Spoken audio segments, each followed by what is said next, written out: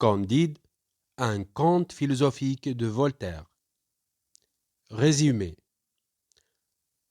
Candide est élevé au château d'un baron westphalien avec le fils du baron et sa fille, la charmante Cunégonde. Sous la direction du précepteur Pangloss, un disciple de Leibniz, qui enseigne que tout est toujours pour le mieux dans le meilleur des mondes. Amoureux de Cunégonde, il est chassé par le baron, puis enrôlé de force par les recruteurs de l'armée bulgare. Il déserte, passe en Hollande et retrouve Pangloss en pitoyable état. Il apprend que le château a été brûlé et que tous les habitants ont été massacrés par les Bulgares.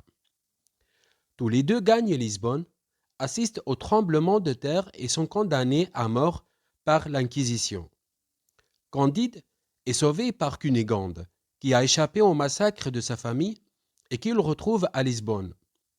Il doit tuer un juif et le grand inquisiteur pour leur arracher celle qu'il aime.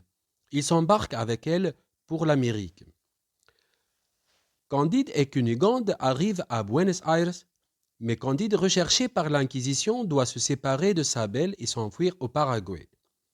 Il y retrouve le frère de Cunégonde, qui est devenu jésuite, et le tue dans une querelle. Puis il gagne le royaume imaginaire d'Eldorado, terre d'abondance et de bonheur, où il ne séjourne pas.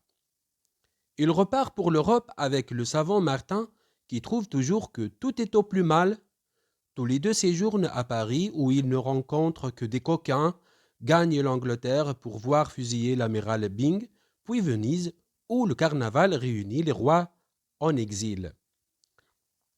Candide part pour Constantinople. Il y retrouve Pangloss, qui a échappé à l'Inquisition, le fils du baron qui l'avait mal tué, et Cunégonde qui est devenue, hélas, vieille et acariâtre. Il épouse et s'installe avec ses compagnons dans une métairie où ils travailleront paisiblement. Merci pour votre attention et à la prochaine fois.